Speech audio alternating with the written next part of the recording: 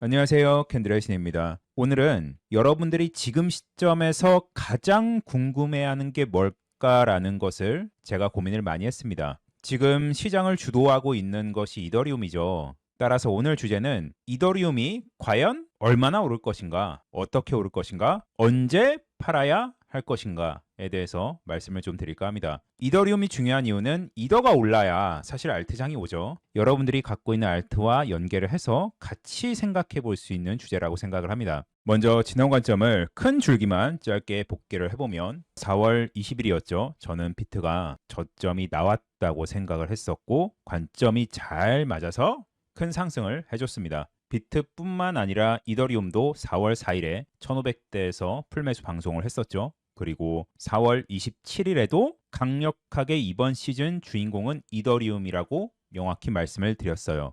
이 관점은 지금도 똑같이 유지를 하고 있습니다.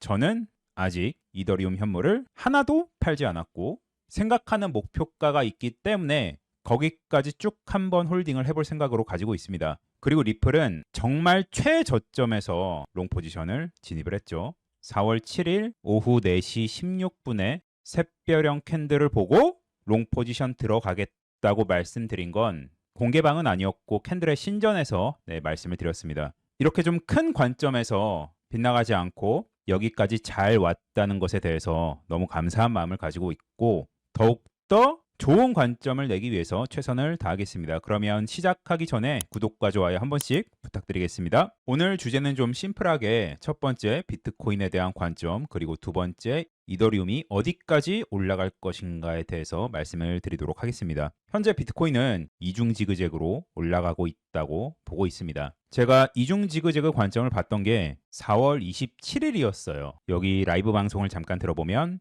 여기서 이런 식으로 조금 더 올라가서 이렇게 X로 조정을 주고 또 한 번 이렇게 올라가는 이중지그재그로 가는 게 더 합리적이지 않을까 생각을 해요. 네, 이렇게 라이브에서 명확히 말씀을 드렸죠. 최근에 이중지그재그 관점이 많아지면서 누가 누구 관점을 베끼지 않았느냐 그런 얘기가 나올 수 있어서 명확하게 말씀을 드린 겁니다. 가고 있는 경로를 카운팅을 해보면 저점부터 올라온 파동은 리딩 1파로 봤었죠. A, B, C가 여기서 끝나고 X파의 조정이 이렇게 짧게 나왔죠. 그리고 지금 올라가고 있는 게 또 하나의 지그재그를 이루고 있어서 A, B, C로 올라가고 있다고 보고 있습니다. 지금 보고 있는 차트는 일반 차트가 아니라 로그 차트입니다. 급격한 상승세나 시간 프레임이 클 때는 반드시 로그 차트를 참고하시는 게 좋습니다. 우리가 채널을 그릴 때 저점부터 이런 식으로 그리시는 분들도 있을 거예요. 하지만 엘리엇 파동 채널은 조금 다르죠.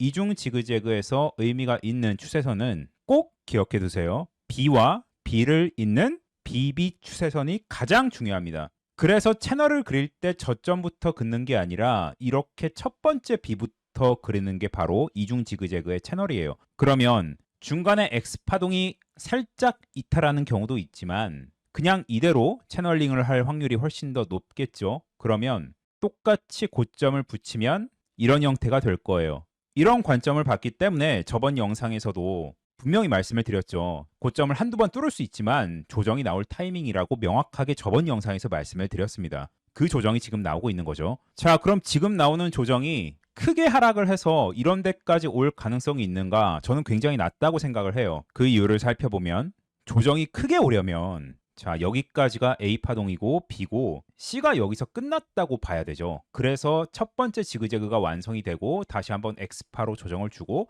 큰 폭으로 상승을 하는 시나리오가 제가 가지고 있는 서브 시나리오였어요. 근데 가능성이 낮죠.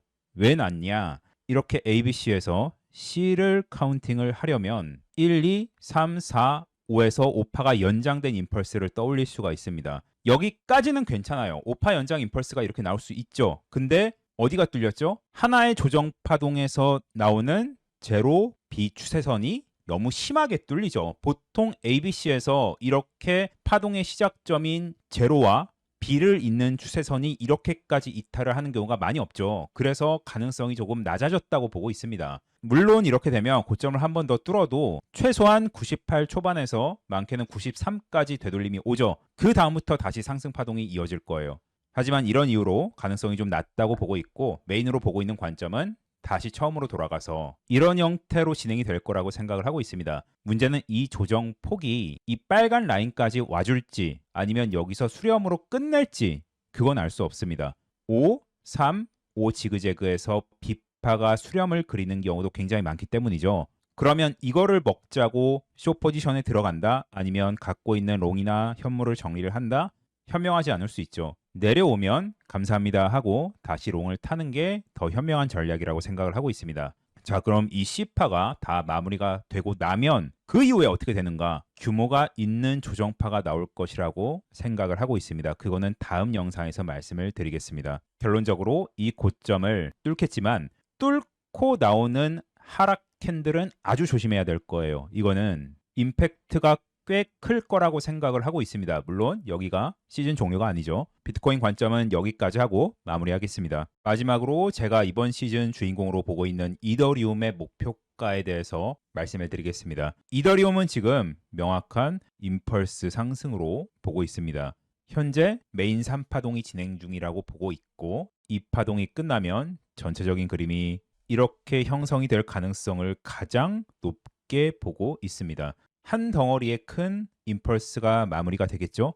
그렇게 1파의 큰 상승이 마무리가 되고 나면 그 다음에는 2파의 조정을 조금 주고 3이 연장이 될 건가? 그게 아니면 1파가 가장 긴 형태의 1파 연장 임펄스가 될 건가는 아직은 알 수 없어요. 올라가는 그 형태에 따라서 달라지겠죠.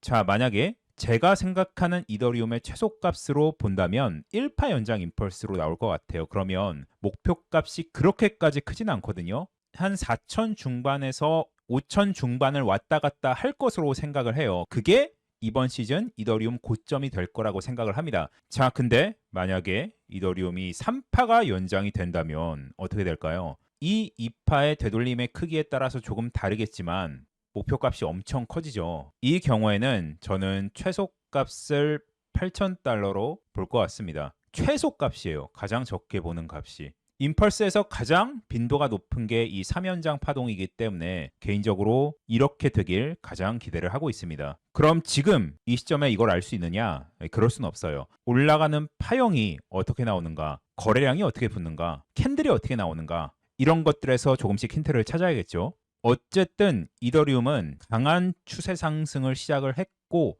지금이 상승의 끝이 아니라 훨씬 더 큰 상승을 보여줄 거라고 저는 생각하고 있습니다. 그러면 당연히 우리가 생각하는 그 어마어마한 알트장도 올 수가 있겠죠. 네, 그러면 오늘은 여기까지 관점을 마무리하겠고 추가적인 관점은 텔레그램에 업로드를 하도록 하겠습니다. 그러면 오늘도 시청해 주셔서 너무 감사드립니다.